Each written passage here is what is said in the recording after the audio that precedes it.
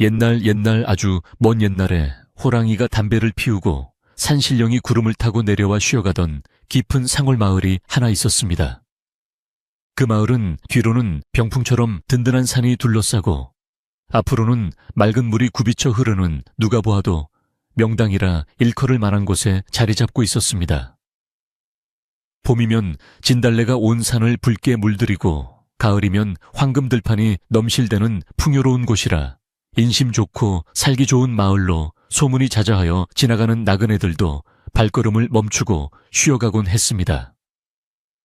사람들은 이 마을을 복이 들어오는 곳이라 여겨 해가 지고 저녁밥 짓는 연기가 모락모락 피어오를 때면 집집마다 웃음꽃이 끊이지 않았으니 참으로 평화롭고 아름다운 시절이었습니다. 이 마을의 가장 높은 언덕 위에는 고래등 같은 기와집 한 채가 웅장하게 자리 잡고 있었는데 그 집의 주인은 바로 천리 밖까지 이름을 떨친 유명한 관상가 김진사였습니다. 김진사는 사람의 얼굴만 척보면 그 사람의 지난 과거는 물론이고 앞으로 다가올 길 흉화복까지 훤히 꿰뚫어 본다고 하여 나라 안팎에서 내로라 하는 양반들과 부자들이 문턱이 닳도록 드나들었습니다. 그의 집 대문 앞은 언제나 손님들이 타고 온 가마와 말들로 북적거렸으며 사랑방에서는 밤낮으로 글 읽는 소리 대신 사람의 운명을 논하는 낮은 목소리가 흘러나왔습니다. 김진사는 자신의 눈썰미에 대한 자부심이 하늘을 찔렀고 세상 모든 이치가 자신의 손바닥 안에 있다고 믿어 의심치 않았습니다. 김진사에게는 눈에 넣어도 아프지 않을 귀한 외동딸 연화가 있었는데 그녀는 마을 사람들이 입을 모아 칭송할 만큼 고운 자태와 맑은 심성을 지닌 처녀였습니다. 연화는 어려서부터 어깨 너머로 아버지가 손님들의 관상을 보는 모습을 지켜보며 자랐기에 굳이 배우려 하지 않았음에도 사람을 보는 눈이 남달리 깊고 예리하게 트여 있었습니다. 아버지가 사람의 이목구비와 생김새를 따져 길흉을 점칠 때 연화는 그 사람의 눈동자 속에 비친 마음의 빛깔과 목소리에 담긴 기운을 읽어내는 재주를 남몰래 키워왔던 것입니다.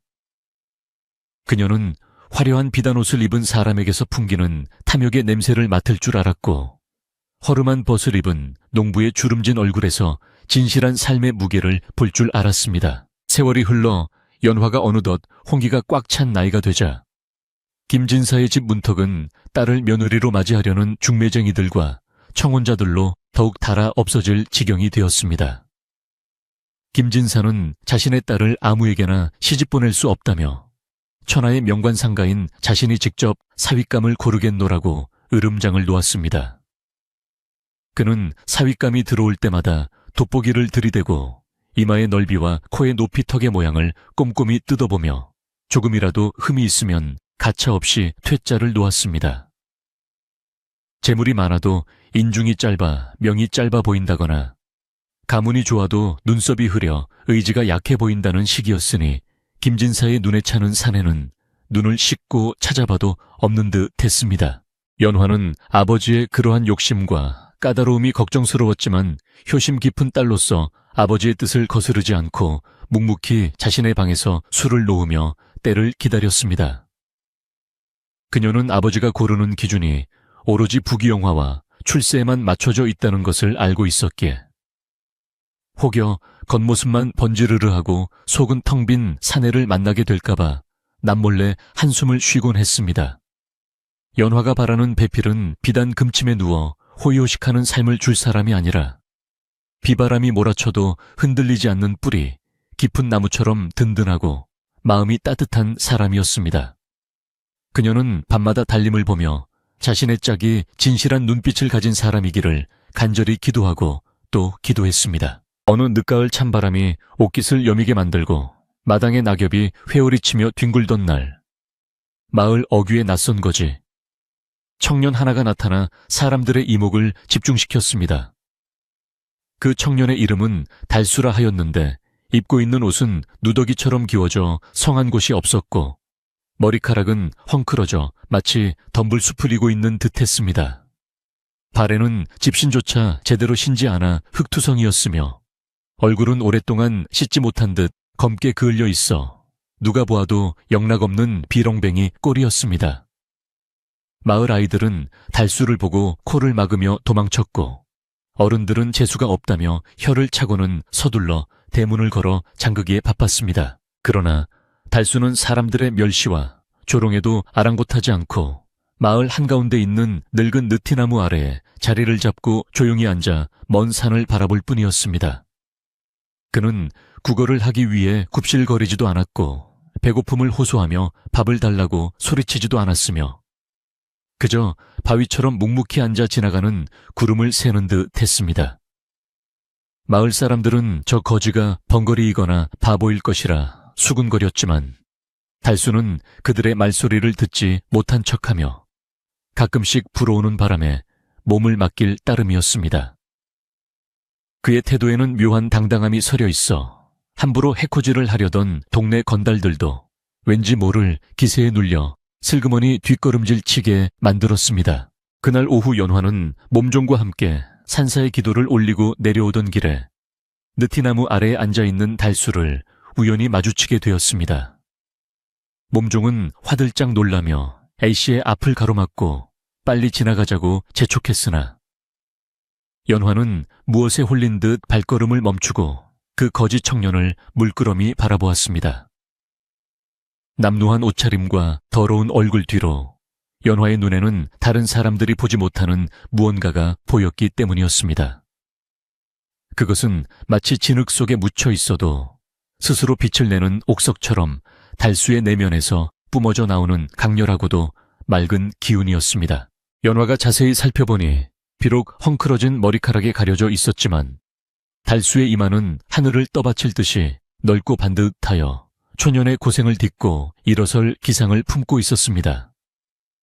또한 그의 눈썹은 붓으로 그린 듯 길고 수려하여 형제간의 우애와 신의를 지킬 사람임을 말해주고 있었고 우뚝 솟은 코는 재물과 명예가 따를 상이었습니다.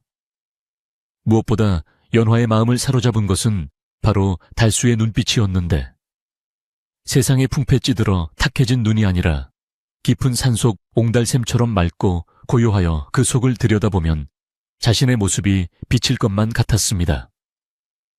그것은 천하를 호령할 장군의 위엄과 학문을 닦는 선비의 지혜가 동시에 서려 있는 실로 보기 드문 귀한 눈이었습니다. 아씨 어서 가시지요. 저런 천한 것과 눈을 마주치면 부정을 탑니다요. 몸종이 연화의 옷소매를 잡아 끌며 채근했지만 연화는 잠시 그 자리에 못 박힌 듯 서 있었습니다. 그녀는 자신이 지금껏 아버지의 책에서 글로만 보아왔던 제왕의 상, 혹은 대인배의 상이라 불리는 귀격을 이 초라한 거지 청년에게서 발견하고는 가슴이 두근거려 견딜 수가 없었습니다.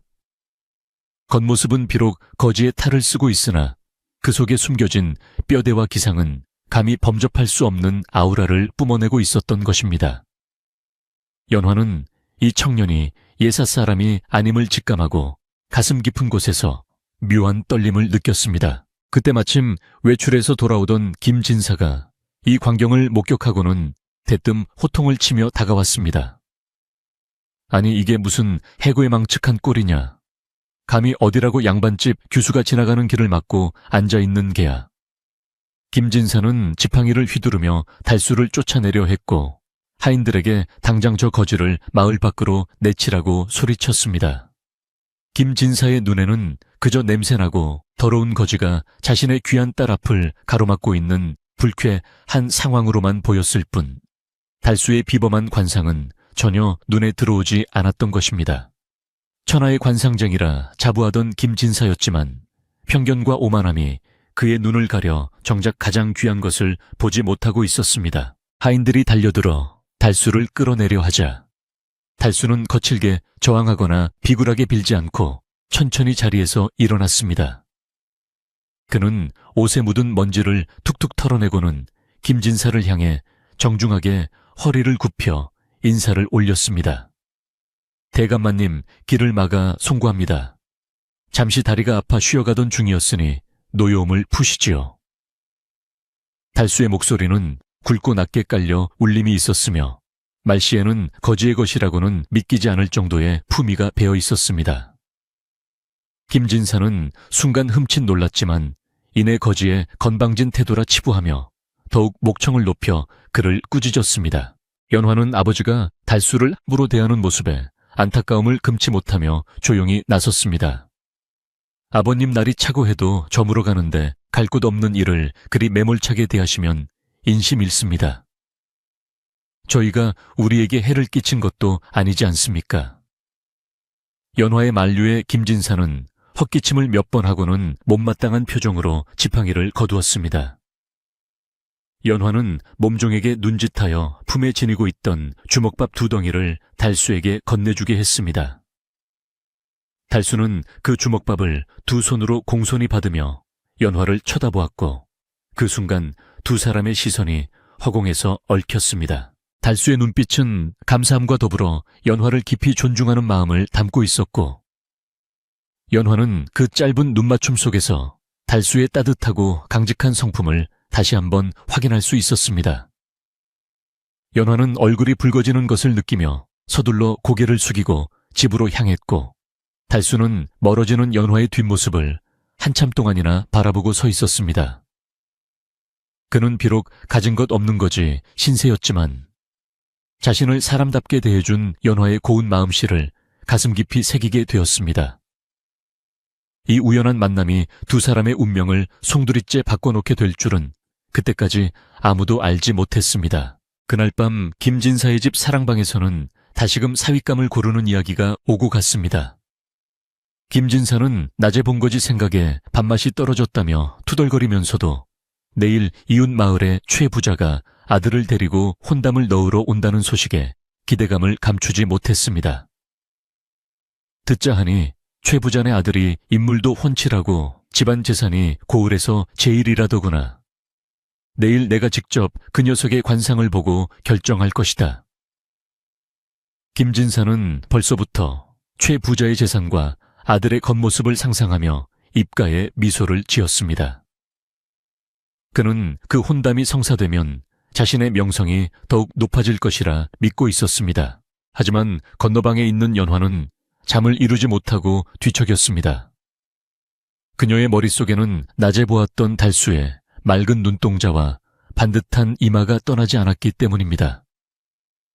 아버지가 칭찬하는 최 부자의 아들에 대한 소문은 익히 들어 알고 있었으나 그가 거만하고 성품이 좋지 않다는 이야기 또한 바람결에 들은 적이 있었습니다. 연화는 아버지의 눈이 화려한 재물에 가려져 진정한 사람의 가치를 보지 못할까봐 심히 걱정되었습니다. 창호지 문 너머로 들려오는 풀벌레 소리가 유난히 처량하게 들리는 밤 연화는 어둠 속에서 조용히 눈을 감고 마음의 거울을 닦으며 다가올 내일을 준비했습니다. 다음 날 아침 김진사의 집은 이른 시각부터 손님 맞을 준비로 분주했습니다. 마당은 티끌 하나 없이 쓸려졌고 부엌에서는 맛있는 냄새가 진동을 했습니다. 김진사는 아끼는 갓을 꺼내 쓰고 수염을 정성스레 다듬으며 최 부자 일행을 기다렸습니다. 해가 중천에 떴을 무렵 요란한 말발굽 소리와 함께 화려한 가마 행렬이 마을 어귀에 들어섰습니다. 비단 옷을 휘감고 거드름을 피우며 가마에서 내리는 청년. 그가 바로 최 부자의 아들 만석이었습니다. 만석은 겉보기에는 훤칠한 키에 호남형 얼굴을 하고 있었으나 눈빛이 번들거리고 인매가 야비해 보이는 것이 어딘가 모르게 불편한 느낌을 주었습니다. 김진사는 버선발로 마루까지 뛰어나가 그들을 맞이했습니다. 어서 오시게 먼 길 오느라 고생이 많았네. 김진사는 만석의 화려한 행사에게 압도되어 입이 귀에 걸릴 듯했습니다. 그러나 문틈으로 그 모습을 지켜보던 연화의 얼굴은 굳어졌습니다. 만석의 눈 밑에는 검은 그림자가 드리워져 있었는데 그것은 여색을 밝히고 재물을 탐하며 남을 해코지할 때 나타나는 전형적인 흉상이었기 때문입니다. 연화는 가슴이 철렁 내려앉는 것을 느끼며 이 혼담이 결코 순탄치 않을 것임을, 그리고 자신의 운명이 큰 소용돌이 속으로 빠져들고 있음을 직감했습니다. 마을 밖 느티나무 아래에는 여전히 거지 청년 달수가 앉아 있었습니다. 그는 김진사의 집 쪽을 바라보며 무언가 골똘히 생각에 잠겨 있었습니다. 그의 손에는 연화가 준 주먹밥을 쌌던 헝겊이 소중하게 쥐어져 있었고 그의 눈빛은 어제보다 더욱 깊고 단단해져 있었습니다. 마을의 고요를 깨뜨리는 최 부자네의 요란한 등장은 달수의 마음에도 작은 파문을 일으켰습니다. 이제 곧 벌어질 일들이 단순히 한 집안의 혼사가 아니라 진짜와 가짜 진심과 탐욕이 부딪히는 거대한 싸움이 될 것임을 예고하는 바람이 마을을 휘감고 불기 시작했습니다. 최 부자네 아들 만석이 김진사의 사랑방에 들어서자 방 안은 순식간에 값비싼 비단옷 스치는 소리와 독한 향 냄새로 가득 찼습니다. 만석은 어른을 뵙는 자리임에도 불구하고 몸가짐이 단정치 못하여 자리에 앉을 때도 털썩 소리가 나게 주저앉으며 방바닥을 울렸습니다. 그의 뒤를 따르던 하인들이 바리바리 쌓은 선물 꾸러미를 마루 위에 산더미처럼 쌓아놓으니 은히 김진사의 눈은 그 화려한 재물들에 홀려 반짝반짝 빛나기 시작했습니다. 만석은 거드름을 피우며 부채를 차르륵 펼쳐 붙이고는 김진사에게 인사를 올리는 둥, 마는 둥하며 목소리를 높여 자신의 집안 자랑을 늘어놓기 시작했습니다. 그 목소리에는 겸손함이라고는 찾아볼 수 없는 오만함이 가득 차 있어 듣는 이의 귀를 거슬리게 했습니다. 김진사는 만석의 무례한 태도를 호탕한 사내 대장부의 기질이라 좋게 해석하며 연신 고개를 끄덕였습니다. 그는 자신의 장기인 관상을 보기 위해 만석의 얼굴을 요모조모 뜯어보았는데 이미 재물에 눈이 먼 그의 눈에는 만석의 단점조차 장점으로 보였습니다. 툭 튀어나온 광대뼈는 아랫사람을 부릴 권세의 상이라 여겼고 얇고 매서운 입술은 결단력이 있어 집안을 일으킬 상이라 판단했습니다. 김진사는 무릎을 치며 과연 듣던 대로 대단한 귀공자로구먼 내 딸과 짝이 된다면 금상첨화가 따로 없겠어 라고 칭찬을 아끼지 않았습니다. 만석은 그 칭찬이 당연하다는 듯 입꼬리를 비죽여 올리며 거만한 웃음을 흘렸습니다. 그러나 문살 틈으로 이 모든 광경을 지켜보고 있던 연화의 마음은 타들어가는 숫덩이처럼 까맣게 변해갔습니다. 아버지의 들뜬 목소리와 달리 연화의 눈에 비친 만석의 관상은 흉악이 짝이 없었기 때문입니다. 만석의 눈동자는 붉은 기운이 감돌아 성정이 포악함을 드러내고 있었고 눈썹 사이인 미간이 좁아 속이 좁고 의심이 많은 성격임을 말해주고 있었습니다. 무엇보다 코끝이 뾰족하고 살집이 없는 것은 재물을 모으나 베풀 줄 모르고 결국에는 사람을 잃고 고립될 외로운 상이었습니다. 연화는 저런 사람과 평생을 함께해야 한다는 생각에 눈앞이 캄캄해지고 손발이 차갑게 식어가는 것을 느꼈습니다. 사랑방에서의 대화가 길어질수록 만석의 본성은 더욱 적나라하게 드러났습니다. 그는 마을 사람들을 흉보거나 자신의 재력을 과시하며 남을 깔아뭉개는 말을 서슴지 않았습니다. 진사 어른, 이 마을은 다 좋은데 물이 너무 맑아 고기가 없겠습니다. 사람이 좀 영악해야 큰 돈을 만지는 법인데 여기 사람들은 너무 순에 빠져서 답답해 보입니다. 만석의 이 말은 겉으로는 농담처럼 들렸으나 그 속에는 타인의 순박함을 이용하려는 교활한 속내가 숨겨져 있었습니다. 김진사는 그 말조차도 세상을 보는 안목이 탁월하다며 맞장구를 쳤지만 연화는 그 대화 속에서 만석의 영혼이 얼마나 황폐한지를 뼈저리게 느꼈습니다. 술상이 들어오고 주거니 받거니 술잔이 몇 순배 돌자 만석의 얼굴은 붉게 달아오르고 언행은 더욱 거칠어졌습니다. 그는 술을 따르는 하인에게 손이 굼뜨다며 핀잔을 주거나 안주가 입에 맞지 않는다고 투정을 부리기도 했습니다. 김진사는 예비 사위의 비위를 맞추느라 진땀을 흘리며 하인들을 나무랐지만 정작 부끄러워해야 할 사람은 만석이었습니다. 연화는 부엌에서 일손을 거들며 하인들이 만석에 대해 수군거리는 소리를 들었습니다. 저런 망나니가 A씨의 서방님이 된다니 하늘도 무심하시지. 하인들의 걱정 섞인 한숨 소리가 연화의 가슴을 더욱 무겁게 짓눌렀습니다. 해가 뉘엿뉘엿 저물어 갈 무렵 만석은 술에 취해 비틀거리는 걸음으로 김진사의 집을 나섰습니다. 그는 대문을 나서면서도 자신의 위세를 과시하듯 큰 소리로 떠들며 하인들을 재촉했습니다. 그때 마을 어기 느티나무 아래에는 여전히 거지 청년 달수가 자리를 지키고 있었습니다. 달수는 하루 종일 그곳에 앉아 지나가는 바람 소리를 듣거나 땅바닥에 글씨를 쓰며 시간을 보내고 있었는데 만석의 눈에 그 모습이 몹시 거슬렸던 모양입니다.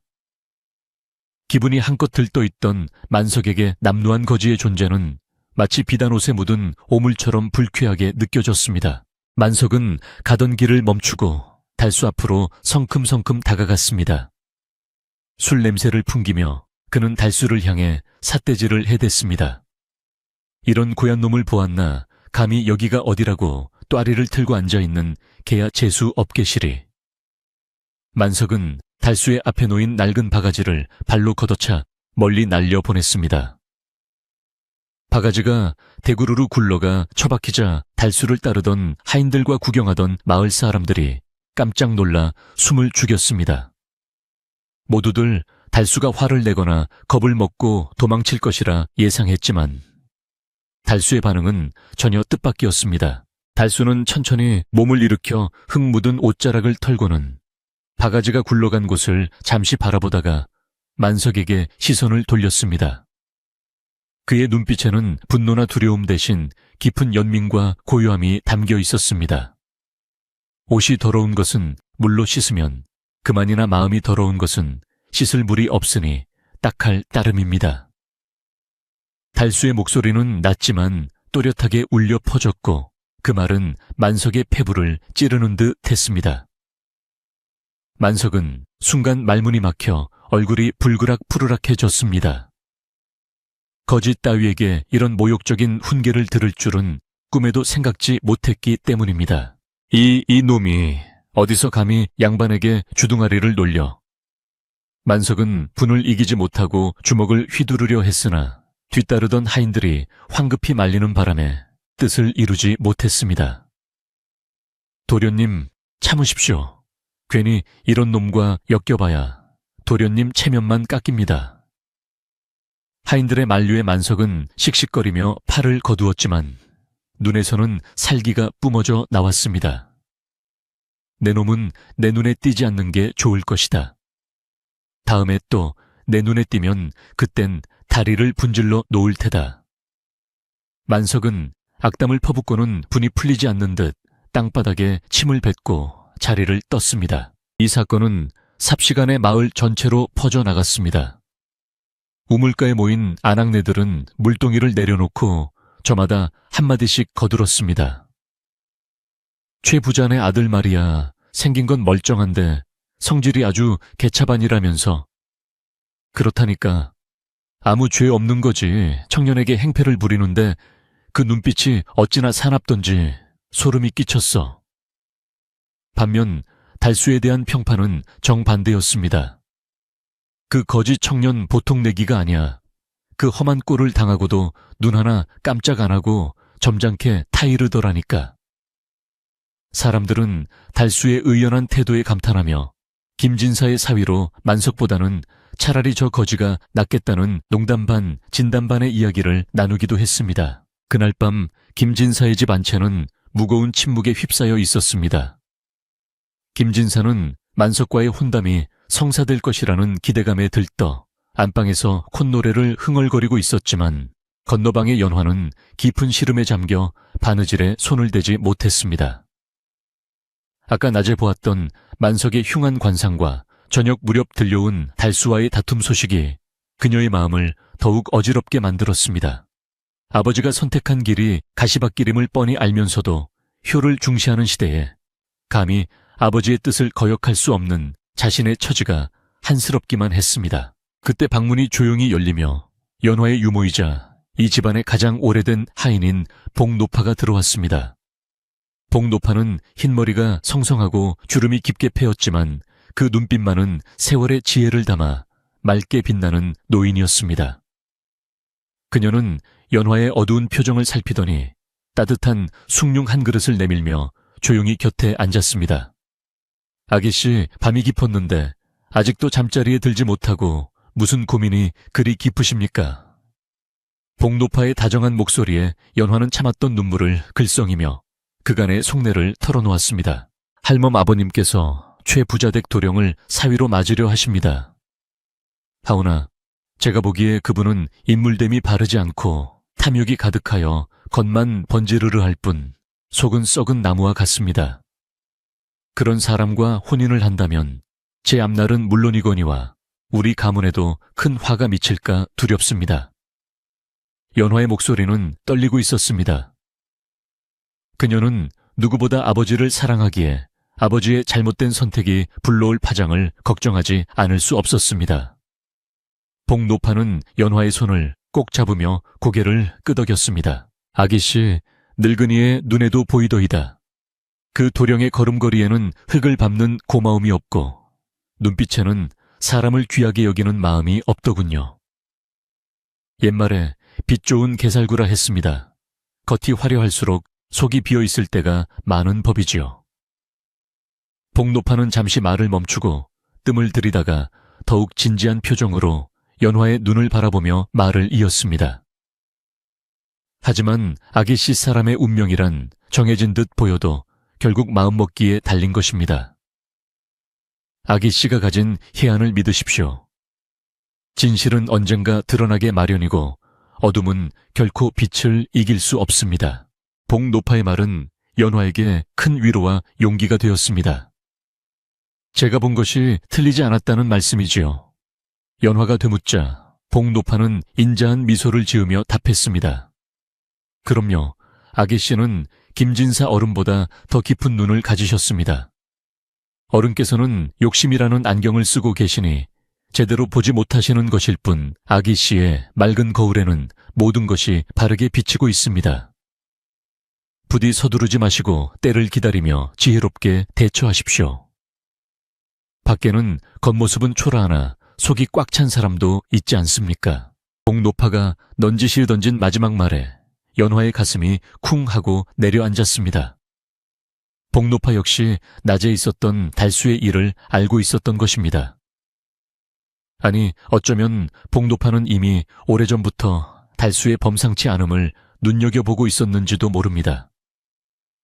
연화는 얼굴이 붉어지는 것을 느끼며 고개를 숙였지만 마음속에서는 알 수 없는 희망이 싹트기 시작했습니다. 이 혼란스러운 상황을 헤쳐나갈 답이 어딘가에 어쩌면 그 거짓 청년에게 있을지도 모른다는 생각이 스쳐 지나갔습니다. 다음 날 아침 김진사는 아침상을 물리자마자 연화를 불러 앉혔습니다. 연화야, 내 최부자 댁에 서찰을 보내 혼례 날짜를 잡기로 했다. 이 근방에서 그만한 신랑감이 또 어디 있겠느냐. 네가 시집가서 잘 살면 이 아비의 평생 소원이 풀리는 것이다. 김진사의 얼굴은 확신에 차 있었고 연화의 대답을 기다리기보다는 통보를 하는 쪽에 가까웠습니다. 연화는 조심스럽게 입을 열었습니다. 아버님 혼사는 일륜지대사라 하였습니다. 조금 더 시간을 두고 그분의 됨됨이를 살펴보시는 것이 어떠할는지요. 어제 들으니 마을 사람들의 평판이 좋지 않다 합니다. 김진사의 눈썹이 꿈틀거리며 올라갔습니다. 무어라, 네가 지금 감히 이 아비의 눈을 의심하는 것이냐. 마을 사람들의 헛소문 따위에 귀를 기울이다니 양반집 규수가 채통 없이 굴어서야 되겠느냐. 김진사는 버럭 화를 내며 곰방대를 바닥에 탁탁 털었습니다. 관상은 내가 보는 것이다. 내가 보기에 그는 훌륭한 제목이야. 더 이상 토를 달지 말고 혼례 준비나 착실히 하거라. 김진사의 완고한 태도에 연화는 더 이상 말을 잇지 못하고 물러나올 수밖에 없었습니다. 방을 나서는 연화의 등 뒤로 아버지의 헛기침 소리가 무겁게 떨어졌습니다. 답답한 마음에 마당으로 나온 연화는 담장 너머로 멀리 보이는 느티나무 쪽을 바라보았습니다.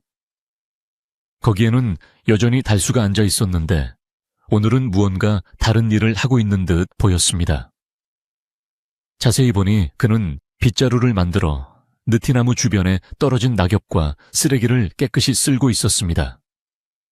아무도 시키지 않은 일이었고 누가 알아주는 일도 아니었지만 달수는 묵묵히 허리를 굽혀가며 마을의 입구를 정돈하고 있었습니다. 그 모습은 어제 만석이 자신의 집 마당을 어지럽히고 떠들썩하게 굴던 것과는 너무나 대조적이었습니다. 연화는 그 모습을 보며 복노파의 말을 되새겼습니다. 겉모습은 초라하나 속이 꽉 찬 사람. 달수가 비를질하는 손길 하나하나에는 세상에 대한 예의와 성실함이 배어 있었습니다. 연화는 결심했습니다. 아버지의 뜻을 거스를 수는 없더라도 자신의 인생을 송두리째 맡길 사람을 검증해 보기로 말입니다. 만약 만석이 정말로 아버지가 말한 대로 훌륭한 사람이라면 자신의 우려가 기우였음을 확인해야 했고, 만약 달수가 자신이 본대로 귀한 사람이라면 그 진가를 확인해야 했습니다. 그녀는 마음속으로 조용한 시험을 준비하기 시작했습니다. 그 시각 마을 주막에서는 만석이 보낸 하인들이 술을 마시며 떠들고 있었습니다. 그들은 주인집 도련님의 성화에 못 이겨 달수를 쫓아낼 궁리를 하고 있었습니다. 저 거지를 그냥 두었다가는 우리 도련님 성질에 무슨 사단이 나도 날 거야. 오늘 밤에 몰래 가서 멍석말이라도 해서 쫓아버리자고. 하인들의 은밀한 모의가 오가는 줄도 모르고 달수는 깨끗해진 느티나무 아래 평상에 누워 맑고 파란 가을 하늘을 올려다보고 있었습니다. 그의 눈동자에 비친 하늘은 티 없이 맑았지만 곧 몰아칠 먹구름을 예고하듯 바람의 방향이 서서히 바뀌고 있었습니다. 이제 마을에는 심상치 않은 기운이 감돌며 다가올 폭풍전야의 고요함을 깨뜨릴 준비를 하고 있었습니다. 가을이 깊어지고 서리가 내리기 시작하면서 김진사의 집 마당에 핀 국화꽃들도 하나둘 시들어 고개를 떨구기 시작했습니다. 혼례 날짜가 다가올수록 집안은 겉보기에 경사스러운 분위기로 들썩였으나 그 안을 들여다보면 마치 얇은 살얼음판을 걷는 듯 단 위태로움이 감돌고 있었습니다. 김진사는 사돈이 될 초에 부자댁에서 보내오는 화려한 예단과 선물에 정신이 팔려 집안 구석구석에서 피어오르는 불안한 징조들을 전혀 눈치채지 못했습니다. 밤이면 부엉이가 지붕 위에서 구슬프게 울어대고 아침이면 까마귀 떼가 담장 너머로 불길한 소리를 내며 날아갔지만 김진사는 그저 좋은 날을 앞둔 탓에 잡귀들이 시샘하는 것이라며 대수롭지 않게 넘겨버리곤 했습니다. 반면 연화의 마음은 타들어가는 촛불처럼 위태롭기 그지없었습니다. 그녀는 밤마다 잠을 설치며 마당을 서성였는데 그때마다 담장 너머로 들려오는 바람소리가 마치 누군가의 한숨소리처럼 들려 가슴이 미어지는 듯했습니다. 혼례복을 짓기 위해 비단천을 몸에 대어 보아도 기쁘기는커녕 마치 무거운 쇠사슬이 몸을 옥죄어 오는 듯한 답답함을 느꼈습니다. 연화는 아버지의 눈을 가린 욕심의 안개가 거치기를 간절히 바랐으나 김진사는 이미 최부자댁과의 혼사를 통해 얻게 될 권세와 명예에 깊이 취해 있어 딸의 근심 어린 눈빛을 외면했습니다. 집안의 하인들조차 주인마님의 눈치를 살피느라 입을 굳게 다물고 있었으니 연화의 고립감은 날로 깊어만 갔습니다. 그러던 어느 날 최부자의 아들 만석이 혼례 절차를 상의한다는 핑계로 다시 김진사의 집을 찾았습니다. 이번에는 전보다 더욱 화려한 옷차림에 값비싼 장신구로 치장하고 나타났는데 그의 태도는 예비 장인을 대하는 것이라기보다는 마치 빚을 받으러 온 사람처럼 오만하기 짝이 없었습니다. 만석은 마당에 들어서자마자 기르던 누렁이가 꼬리를 치며 반기는데도 옷에 흙이 묻는다며 가차없이 발길질을 해대어 개가 깨갱거리며 도망치게 만들었습니다. 그 모습을 지켜보던 연화는 소스라치게 놀라며 가슴을 쓸어내렸습니다. 말 못하는 짐승에게조차 자비가 없는 사람이 어찌 사람을 귀하게 여길 수 있겠습니까? 만석의 눈빛에는 생명을 경시하는 잔인함이 서려 있었습니다. 사랑방에 든 만석은 김진사에게 무리한 요구를 하기 시작했습니다. 장인어른 혼례상에 올릴 음식은 한양에서 제일 가는 요리사를 불러 장만해야 체면이 서지 않겠습니까? 그리고 제 친구들을 초대할 터이니 술은 곡주가 아니라 귀한 약주로만 준비해 주십시오. 만석의 말은 부탁이 아니라 명령에 가까웠습니다. 김진사는 사위의 비위를 맞추느라 연신 고개를 끄덕이며 허허 웃었지만 그의 입에는 식은땀이 송골송골 맺히고 있었습니다. 만석은 김진사가 쩔쩔매는 모습을 즐기는 듯 입가에 비릿한 미소를 머금고 있었는데 그 모습은 마치 먹잇감을 앞에 둔 맹수와도 같았습니다. 연화는 문 밖에서 그 대화를 엿들으며 주먹을 꽉 쥐었습니다. 만석이 돌아간 뒤 연화는 더 이상 가만히 있을 수 없다고 판단했습니다. 그녀는 아버지에게 만석의 실체를 알리기 위해서는 말뿐인 호소가 아니라 눈으로 확인할 수 있는 명백한 증거가 필요하다는 것을 깨달았습니다. 그리고 마음속에 품고 있던 희망, 즉 거지 청년 달수의 진면목을 확인하여 아버지의 편견을 깨뜨리고 싶었습니다. 연화는 복노파를 은밀히 불렀습니다. 할멈, 제가 두 사람을 시험해 보고자 합니다. 사람의 본성은 편안할 때보다 위급하거나 이익이 눈앞에 있을 때 드러나는 법이지요. 제 부탁을 들어주시겠습니까? 복노파는 연화의 결연한 눈빛을 보고 고개를 깊이 숙이며 따르겠노라 답했습니다. 다음날 복노파는 연화의 지시대로 비단 주머니에 엽전을 가득 채워 마을 어귀 느티나무 아래로 향했습니다. 마침 달수는 쌀쌀해진 날씨에도 아랑곳하지 않고 얇은 옷 하나로 버티며 앉아 있었습니다. 복노파는 달수가 보지 않는 틈을 타 엽전 주머니를 슬그머니 땅에 떨어뜨리고는 모르는 척 자리를 떴습니다. 그리고는 멀찌감치 숨어서 달수의 행동을 지켜보았습니다. 잠시 후 달수가 바닥에 떨어진 묵직한 주머니를 발견했습니다. 보통의 거지라면 횡재라 여기며 주머니를 챙겨 달아났을 터였지만 달수의 행동은 전혀 달랐습니다. 그는 주머니를 집어들더니 흙을 털어내고는 주인이 돌아오기를 기다리는 듯 그 자리에 꼼짝 않고 앉아 주머니를 소중히 품에 안았습니다. 해가 질 때까지 달수는 그 자리를 떠나지 않았습니다. 배가 고파 꼬르륵 소리가 나고 찬 바람이 불어와 몸이 떨려도 그는 남의 물건에 손을 대지 않았습니다. 저녁 무렵이 되어 복노파가 짐짓 당황한 표정으로 돌아와 주머니를 찾는 신용을 하자 달수는 벌떡 일어나 환한 미소를 지으며 주머니를 건네주었습니다. 할머니 이것을 찾으십니까? 누가 가져갈까봐 제가 지키고 있었습니다. 잃어버리신 줄 알고 걱정했습니다. 달수의 얼굴에는 조금의 아쉬움이나 탐욕도 없었고 오로지 주인을 찾아주었다는 안도감만이 가득했습니다. 복노파는 그 모습에 큰 감동을 받아 눈시울이 붉어졌습니다. 복노파는 돌아와 연화에게 이 사실을 고했습니다. 아기씨 그 청년은 참으로 맑은 영혼을 가졌습니다. 엽전 꾸러미를 보고도 흔들리지 않는 마음은 천금보다 귀한 것입니다. 연화는 복노파의 말을 듣고 안도의 한숨을 내쉬었으나 아직 확신을 주기에는 부족하다고 생각했습니다. 그녀는 달수의 성실함과 희생정신을 확인하기 위해 더 어려운 시험을 준비했습니다. 마을 앞을 흐르는 가을에는 낡은 징검다리가 있었는데 이끼가 끼고 돌이 흔들려 마을 사람들이 건널 때마다 위태로워하곤 했습니다. 연화는 복노파를 통해 달수에게 지나가는 말로 이 사실을 흘리도록 했습니다. 복노파는 다시 달수를 찾아가 넋두리하듯 말했습니다. 아이고 허리야, 저 앞 가을 징검다리가 삐그덕거려서 건너기가 여간 힘든 게 아니야.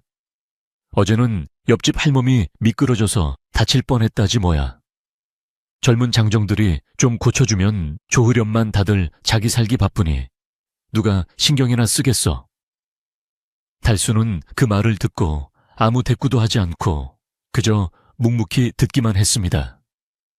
복노파는 달수가 그 말을 흘려들었나 싶어 아쉬운 마음으로 돌아왔지만 그날 밤 놀라운 일이 벌어졌습니다. 모두가 잠든 깊은 밤 마을 가을께서 첨벙거리는 물소리가 들려오기 시작한 것입니다. 연화와 복노파는 몰래 가을가로 나갔습니다. 달빛이 흐릿하게 비추는 가을께는 달수가 차가운 물속에 들어가 무거운 돌을 나르고 있었습니다. 늦가을의 가을물은 얼음장처럼 차가워 발을 담그기조차 힘들었을 텐데 달수는 바지를 걷어 올리고 맨발로 물살을 가르며 징검다리를 고치고 있었습니다. 그는 흔들리는 돌 밑에 작은 자갈을 괴어 단단하게 고정하고 이끼가 낀 돌은 솔로 박박 문지르며 닦아냈습니다. 그의 이마에서는 땀방울이 흘러내렸고 입에서는 하얀 입김이 뿜어져 나왔습니다. 누가 시킨 일도 아니고 돈이 생기는 일도 아니었지만 그는 오로지 마을 노인들이 다칠까 염려하는 마음 하나로 묵묵히 고된 일을 해내고 있었습니다. 연화는 나무 뒤에 숨어 그 모습을 지켜보다가 입을 틀어막고 눈물을 흘렸습니다. 달수의 등은 짐을 지느라 굽은 것이 아니라 남을 섬기기 위해 굽혀진 겸손의 등이었습니다. 그의 거친 손은 자신의 안위보다 타인의 안전을 먼저 생각하는 자비의 손이었습니다. 연화는 확신했습니다. 저런 마음을 가진 사람이라면 비록 지금은 가진 것이 없어도 언젠가는 많은 사람을 품고 보살필 큰 그릇이 될 것임을 말입니다. 달수가 마지막 돌을 놓고 허리를 펴며 만족스러운 듯 웃음을 지었을 때 연화의 눈에 비친 그는 세상 어떤 왕자보다도 고귀하고 빛나는 모습이었습니다. 반면 같은 시각 만석은 읍내의 기방에서 친구들을 불러 모아 흥청망청 술판을 벌이고 있었습니다. 그는 술에 취해 김진사를 조롱하는 말을 서슴지 않았습니다. 그 늙은이가 내 돈을 보고 딸을 팔아넘기는 거지. 내가 사위가 되면 그 집 재산은 다 내 것이나 다름없어. 늙은이는 뒷방으로 밀어내고 내 마음대로 주무를 테니 두고 보라고.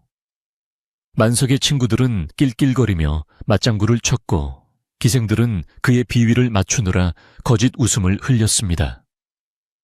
이 추악한 대화는 마침 그곳에서 심부름을 하던 김진산의 하인의 귀에 들어갔고 하인은 얼굴이 사색이 되어 집으로 달려왔습니다.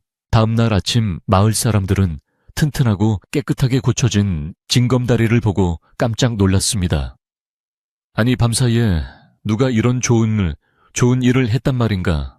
산신령님이 다녀가셨나? 사람들은 징검다리를 건너보며 칭찬을 아끼지 않았습니다. 하지만 달수는 여느 때와 다름없이 느티나무 아래에 앉아 모르는 척 먼 산만 바라볼 뿐 자신의 공을 드러내지 않았습니다. 연화는 그 모습을 멀리서 지켜보며 가슴속에 뜨거운 결의를 다졌습니다.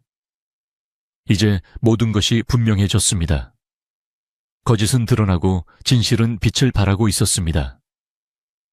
더 이상 망설일 시간이 없었습니다. 연화는 아버지의 방으로 향했습니다.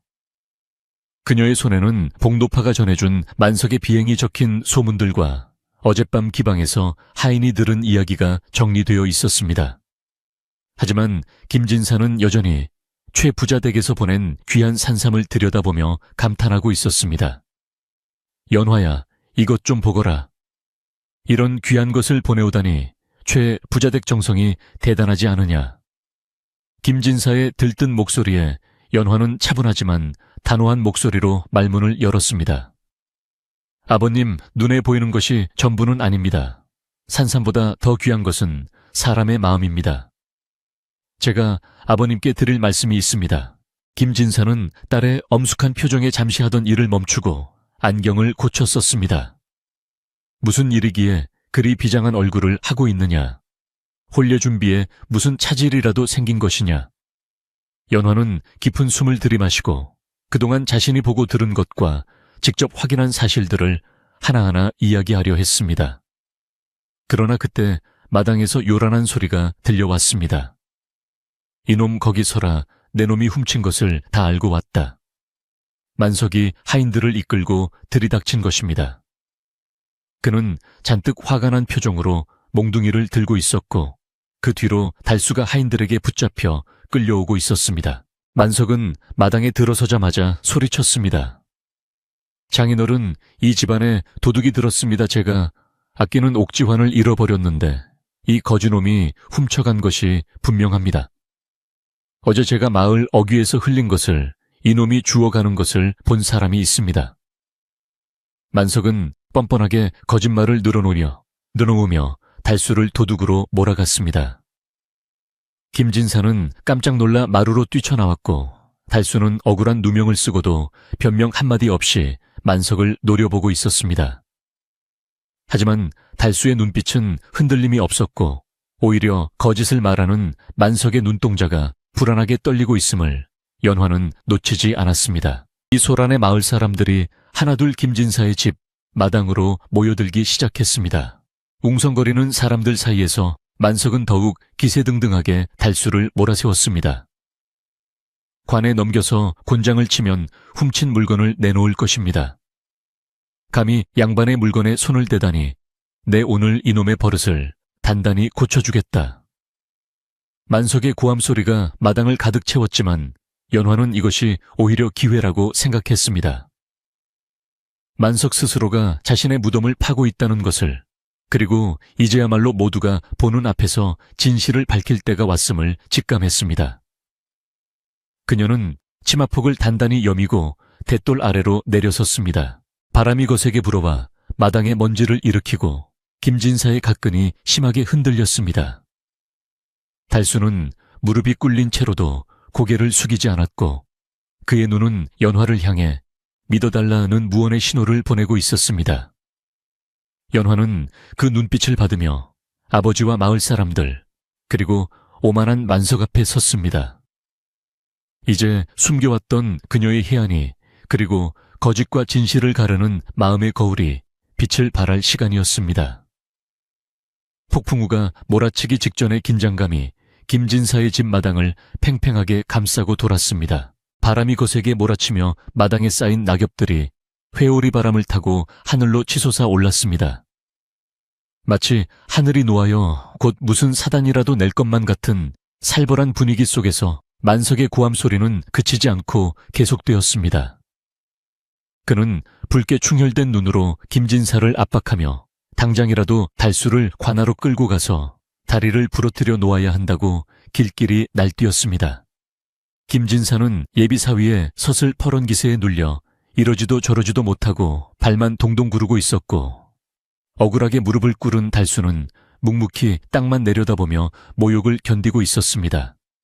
마을 사람들은 웅성거리며 수군댔지만 섯을 퍼런 채 부자댁의 위세가 무서워 누구 하나 선뜻 나서서 달수를 변호하지 못하는 상황이었습니다. 그때 안채 쪽 마루에서 하얀 버선발로 사뿐히 내려오는 이가 있었으니 바로 연화였습니다. 그녀의 얼굴은 평소의 온화함 대신 서리빨 같은 냉철함이 서려 있었고 꽉 담은 입술에서는 비장한 결의가 느껴졌습니다. 연화가 사람들 사이를 가르고 달수 앞을 막아서자 소란스럽던 마당은 찬물을 끼얹은 듯 순식간에 조용해졌습니다. 만석은 갑작스러운 연화의 등장에 흠칫 놀라 뒷걸음질 쳤으나 이내 거만한 표정을 되찾으며 비아냥거렸습니다. 아니, 규중 처녀가 남정네들이 있는 곳에 함부로 나서는 법이 어디 있어? 어서 안으로 들어가시오. 내 이 도둑놈을 처리하고 갈 테니. 연화는 만석의 말에 대꾸도 하지 않고 천천히 고개를 돌려 아버지 김진사를 바라보았습니다. 그녀의 눈빛은 흔들림 없이 곧고 맑았습니다. 아버님 소녀가 감히 한 말씀 올리겠습니다. 사람을 의심하여 죄를 물을 때는 명확한 증거가 있어야 하는 법입니다. 하물며 평생을 함께할 사람을 들이거나 내칠 때는 그 속내를 정확히 들여다보아야 하지 않겠습니까? 지금 이 자리에서 누가 진실을 말하고 누가 거짓을 말하는지 아버님께서 평생 갈고 닦으신 그 해안으로 다시 한번 살펴보아 주십시오.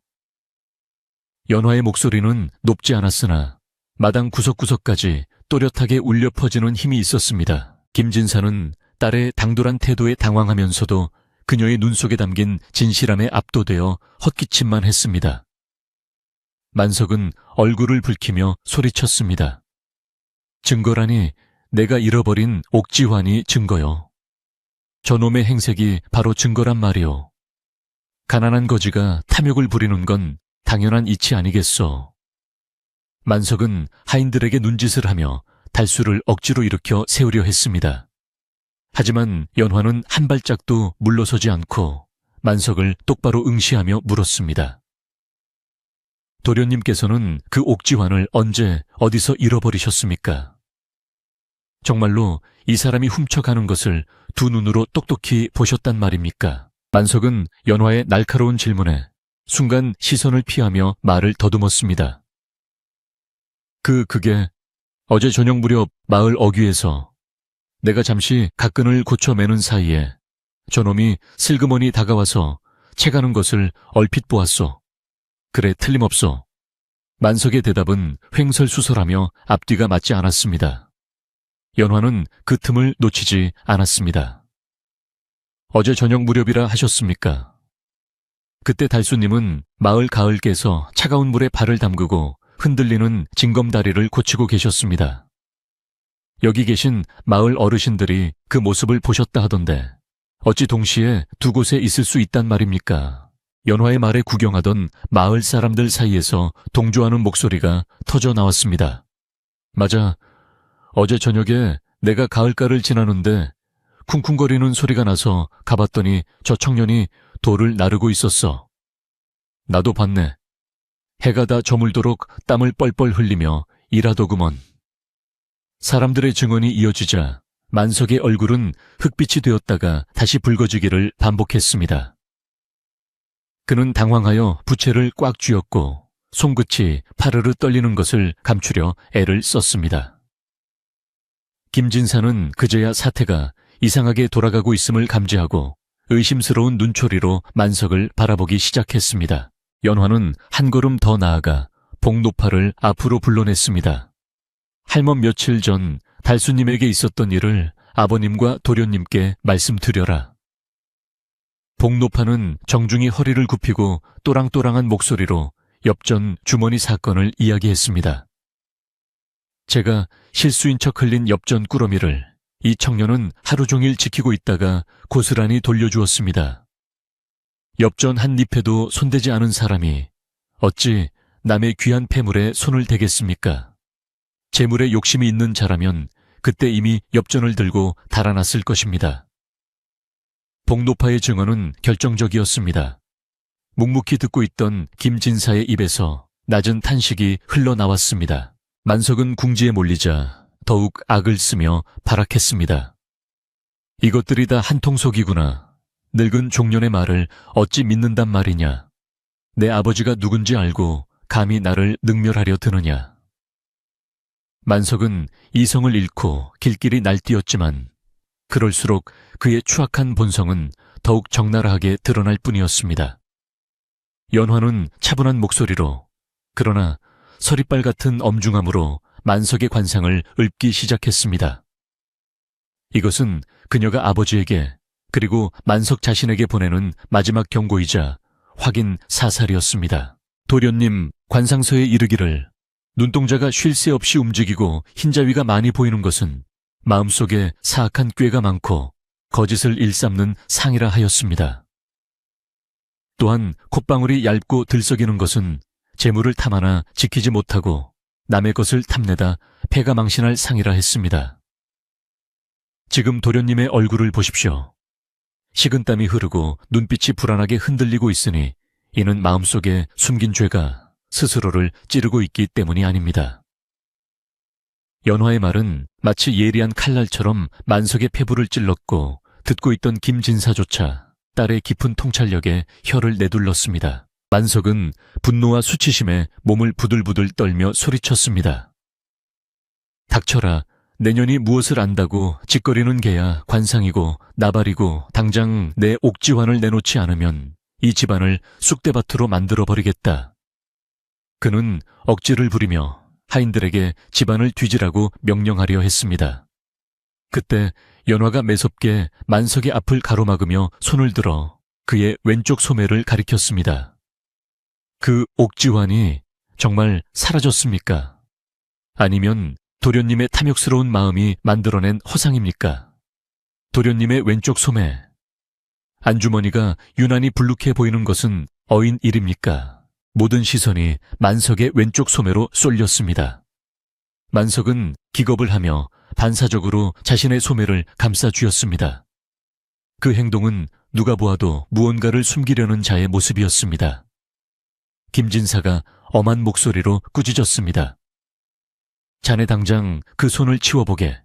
내 딸의 말이 사실인지 아닌지 확인을 해야겠네. 만석은 아닙니다.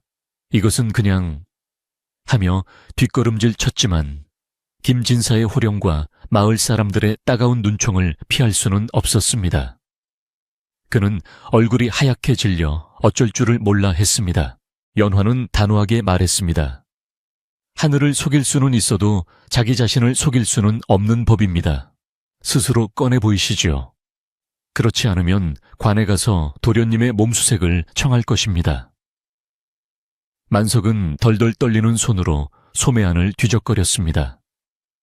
잠시 후 그의 손에서 옥지환 하나가 툭 하고 땅바닥으로 떨어졌습니다. 맑은 소리를 내며 굴러가는 옥지환을 보며 마당에 모인 모든 사람들은 경악을 금치 못했습니다. 세상에 자기 품에 있는 걸 잃어버렸다고 생사람을 잡은 거야. 양반집 자제가 어찌 저리도 비열할꼬. 사람들의 비난이 쏟아졌습니다. 안석은 얼굴이 벌개져서 변명을 늘어놓으려 했습니다. 이건 아까 찾은 것인데 깜빡하고. 그래, 내가 잠시 착각을 했을 뿐이야. 하지만 이미 엎질러진 물이었습니다. 김진사는 배신감과 분노로 몸을 떨며 지팡이로 바닥을 내리쳤습니다. 썩 물러가라. 내 눈이 멀어 너 같은 놈을 사위로 맞을 뻔했구나. 양반의 탈을 쓰고 어찌 이리도 천박한 짓을 한단 말이냐. 당장 내 집에서 나가지 못할까. 김진사의 불호령이 떨어지자 만석은 쥐구멍이라도 찾고 싶은 심정으로 고개를 숙였습니다. 만석의 하인들조차 주인의 부끄러운 모습에 고개를 돌리고 슬금슬금 뒷걸음질 쳤습니다. 만석은 씩씩거리며 떨어진 옥지환을 주워들고는 도망치듯 대문을 향해 달렸습니다. 가마를 탈 생각도 못하고 허둥지둥 도망가는 그의 뒷모습은 처량하기 그지없었습니다. 마을 사람들은 혀를 차며 손가락질을 했고 개구쟁이 아이들은 도망가는 만석의 뒷공무니에 흙을 뿌리며 놀려댔습니다. 한바탕 폭풍이 휩쓸고 지나간 자리에 비로소 고요한 정적이 찾아왔습니다. 흙먼지가 가라앉고 마당에는 늦가을의 햇살만이 따사롭게 내려앉았습니다. 연화는 그제야 긴장이 풀린 듯 깊은 숨을 내쉬고는 여전히 무릎을 꿇고 있는 달수에게 다가갔습니다. 그녀는 직접 달수의 묶인 손을 풀어주며 고개를 숙여 사과했습니다. 저희 집안의 어리석음 때문에 귀한 분이 험한 꼴을 당하셨습니다. 부디 용서해 주십시오. 달수는 풀려난 손목을 문지르며 천천히 일어났습니다. 그의 옷은 흙투성이었고 얼굴에는 피로가 역력했지만 눈빛만은 여전히 맑고 깊었습니다. 그는 연화를 향해 부드러운 미소를 지어 보였습니다. A씨, 고개를 드십시오. 진실이 밝혀졌으니 그것으로 되었습니다. 흐린 구름이 걷히면 해가 다시 비추는 법이지요. 김진사는 이 광경을 멍하니 바라보다가 부끄러움에 얼굴을 들지 못했습니다. 평생 사람을 보는 눈으로 먹고 살았다고 자부했건만 정작 자신의 딸을 불행의 구렁텅이로 밀어 넣을 뻔했다는 사실에 쥐구멍에라도 숨고 싶은 심정이었습니다. 그는 비틀거리는 걸음으로 달수에게 다가가 깊이 허리를 굽혔습니다. 여보게, 젊은이 늙은이가 눈이 어두워 자네를 알아보지 못하고 큰 결례를 범했네.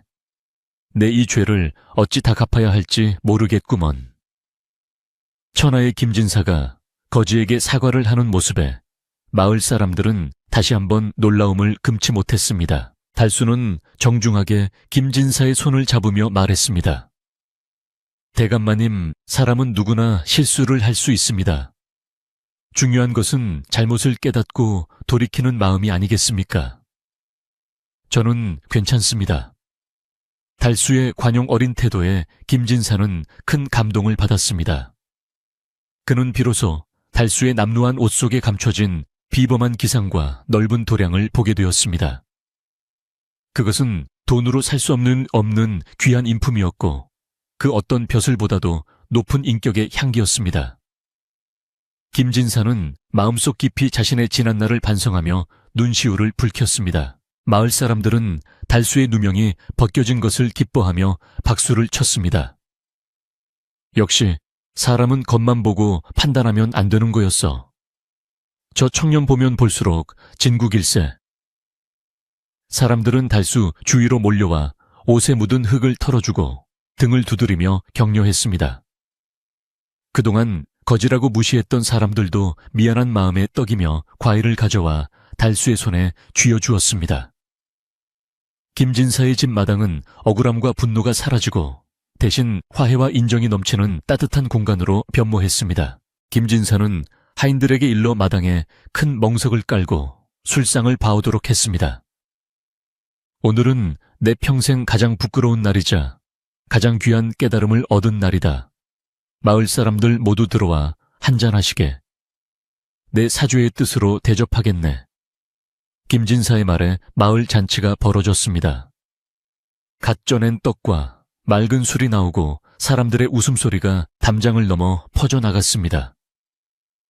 연화는 부엌에서 음식을 나르며 마당 한가운데 앉아 사람들과 어울리는 달수의 모습을 몰래 훔쳐보았습니다. 달수는 사양하지 않고 주는 술을 받아 마시며 소탈하게 웃고 있었는데 그 모습이 더없이 듬직하고 편안해 보였습니다. 해가 서산으로 넘어가고 저녁 노을이 붉게 물들 무렵 잔치는 무르익었습니다. 김진사는 술에 취해 달수의 손을 잡고 놓아주지 않았습니다.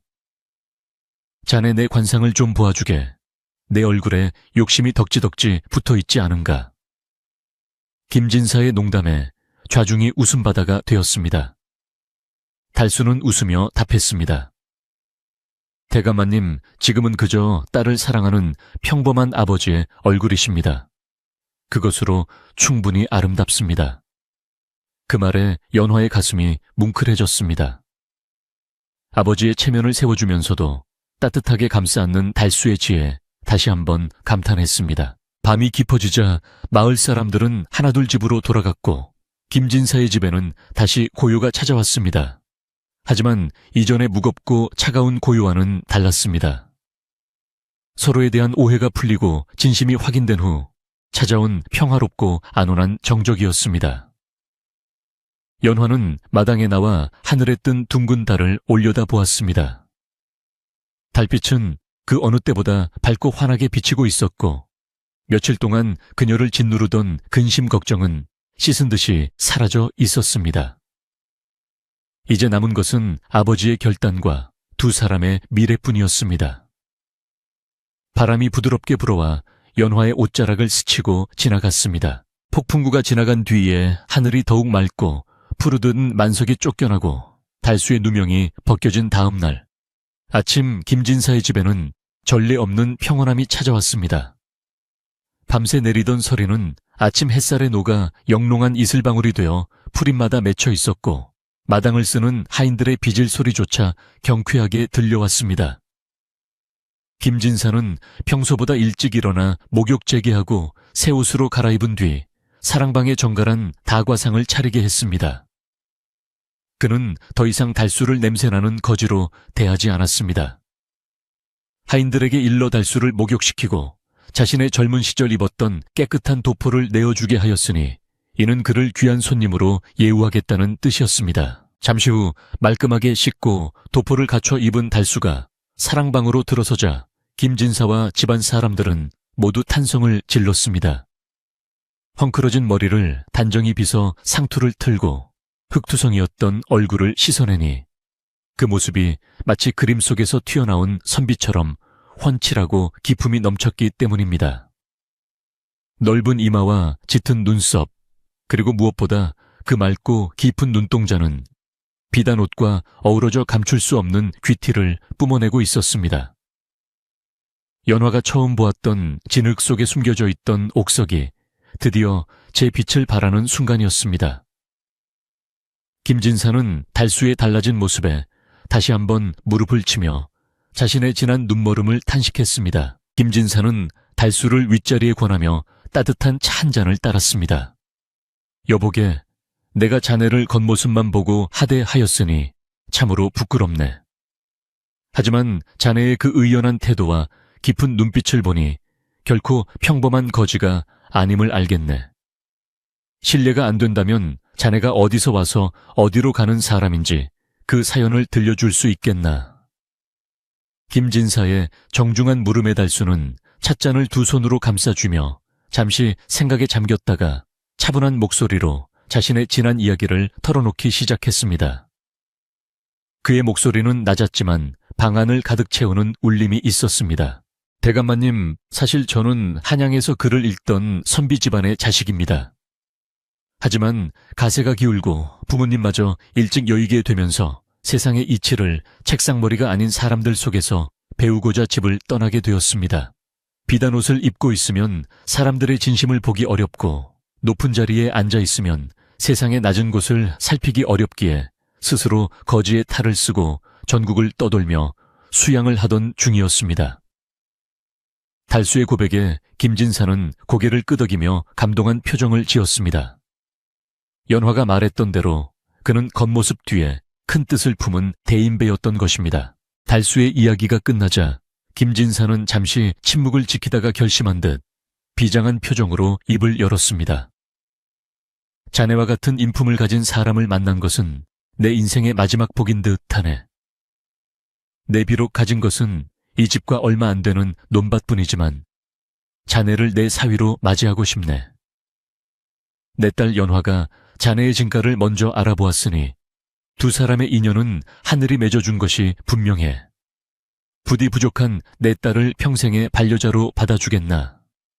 김진사의 갑작스러운 청혼의 달수는 놀란 듯 눈을 크게 떴으나 이내 겸손하게 고개를 숙였습니다. 대감마님, 저는 가진 것 없는 떠돌이일 뿐입니다. 어찌 감히 귀한 따님을 고생시키려 하십니까? 따님은 저보다 훨씬 훌륭한 배필을 만나 호강하며 살아야 마땅합니다. 달수의 거절은 예의상 하는 말이 아니라 진심으로 연화를 아끼는 마음에서 나온 것이었습니다. 하지만 문 밖에서 이 대화를 듣고 있던 연화의 마음은 이미 정해져 있었습니다. 그녀는 조용히 문을 열고 들어와 아버지와 달수 앞에 무릎을 꿇고 앉았습니다. 달수님, 부귀영화는 아침 이슬과 같아 해가 뜨면 사라지지만 사람의 진실한 마음은 바위와 같아 천년을 갑니다. 저는 비단 옷보다 당신의 그 따뜻한 마음을 입고 살고 싶습니다. 연화의 용기 있는 고백에 달수의 눈시울이 붉어졌습니다. 그는 더 이상 사양하는 것이 오히려 연화의 진심을 무시하는 일이라 생각했습니다. 달수는 김진사와 연화에게 큰 절을 올리며 말했습니다. 부족한 저를 이토록 믿어주시니 제 목숨이 다하는 날까지 아가씨를 귀하게 여기고 지키겠습니다. 흙을 일구어 옥토를 만들듯 제 성심을 다해 이 가정을 돌보겠습니다. 이로써 두 사람의 혼약이 성사되었습니다. 김진사의 집에는 웃음꽃이 피어났고 복노파는 기쁨의 눈물을 흘리며 부엌으로 달려가 잔치국수를 삶기 시작했습니다. 혼례 날짜는 서둘러 잡혔습니다. 김진사는 최부자댁과 준비했던 호화로운 혼수품들을 모두 물리고 대신 마을 사람들과 함께 나누어 먹을 수 있는 소박하지만 정성스러운 음식들을 준비하게 했습니다. 마을 사람들은 자신들의 일처럼 기뻐하며 발벗고 나섰습니다. 누구는 떡을 쳐오고 누구는 직접 빚은 술을 가져왔으며 아낙네들은 밤을 새워 연화의 혼례복을 손질해 주었습니다. 그것은 돈으로 치장한 허례허식이 아니라 사람들의 정과 축복이 가득 담긴 진정한 의미의 잔치 준비였습니다. 드디어 혼례 날이 밝았습니다.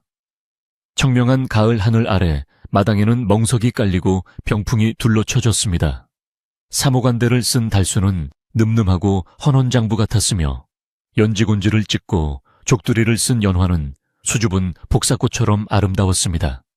두 사람이 맞절을 올릴 때 마을 사람들은 아낌없는 박수와 환호를 보냈습니다. 잘 어울린다 천생연분이야. 여기저기서 덕담이 쏟아졌습니다. 김진사는 흐뭇한 미소를 지으며 눈가에 맺힌 눈물을 훔쳤습니다. 그는 자신이 딸에게 줄 수 있는 가장 큰 선물이 바로 사람 볼 줄 아는 눈을 가진 사위를 맺어준 것임을 깨달았습니다. 혼례가 끝난 후 달수는 김진사의 대릴사위로 들어와 살림을 도맡았습니다. 그는 선비의 손이었지만 호미와 괭이를 잡는 것을 부끄러워하지 않았습니다. 새벽같이 일어나 소를 몰고 밭을 갈았으며 밤에는 김진사의 말벗이 되어 학문을 논하고 글을 썼습니다. 달수가 농사일에 정성을 쏟자 김진사의 논밭은 해가 다르게 풍요로워졌습니다. 마을 사람들은 입을 모아 칭송했습니다. 양반이면서도 저리 부지런하고 겸손하니 김진산의 복이 넝쿨째 굴러 들어왔어. 달수의 성실함은 마을 전체에 귀감이 되었습니다. 한편 마을을 도망치듯 떠났던 만석에 대한 소문이 간간히 들려왔습니다.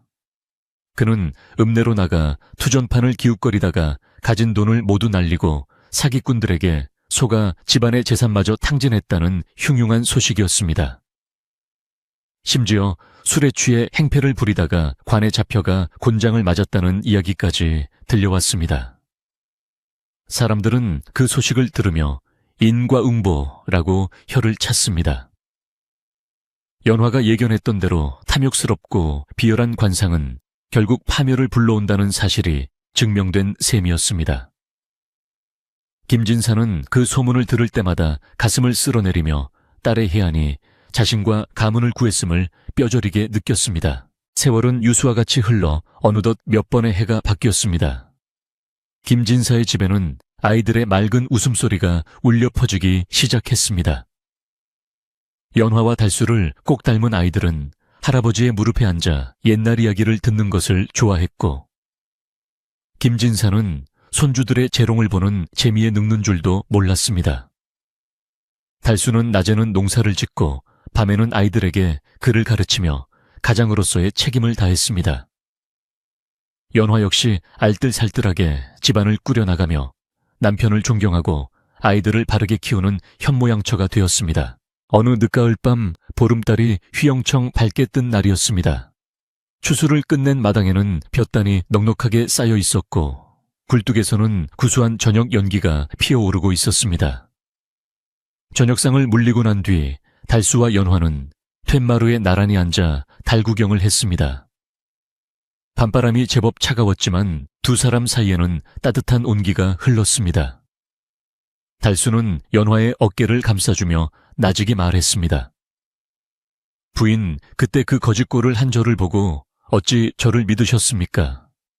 제가 만약 평생 거지로 살았다면 어찌하시려 했습니까? 연화는 빙긋 웃으며 달수의 손을 꼭 잡았습니다. 서방님 옷은 낡으면 기워 입으면 되고 돈은 없으면 벌면 되지만 마음의 빛은 한번 잃으면 다시 찾기 힘든 법입니다. 저는 서방님의 눈 속에서 천년을 가도 변치 않을 맑은 빛을 보았습니다. 그 빛이 저를 이끌었으니 서방님이 거지가 아니라 그 무엇이었어도 저는 서방님을 선택했을 것입니다. 연화의 현명한 대답에 달수는 감동하여 그녀를 그윽하게 바라보았습니다. 두 사람의 그림자가 달빛 아래 하나로 포개졌습니다. 방 안에서 김진사의 기침소리가 들려왔습니다. 이제는 늙고 기력이 쇠했지만 그의 마음만은 그 어느 때보다 평안했습니다. 그는 창호지 문 너머로 도란도란 들려오는 딸, 부부의 대화 소리를 자장가 삼아 잠을 청했습니다. 욕심을 내려놓고 얻은 진정한 행복이 그를 감싸고 있었습니다. 그는 꿈속에서 자신이 평생 보아왔던 수많은 사람의 얼굴을 지나 마침내 가장 편안하고 행복한 자신의 얼굴을 마주하게 될 것입니다. 마을 어귀의 늙은 느티나무는 여전히 그 자리에 서서 이 모든 이야기를 지켜보고 있었습니다. 한때는 거지 청년이 쉬어가던 그 나무 아래에서 이제는 마을 사람들이 모여 앉아 김진사 댁 사위의 지혜와 덕망을 이야기합니다. 바람이 불 때마다 느티나무 잎사귀들이 사각거리며 마치 예시하기를 속삭이는 듯합니다.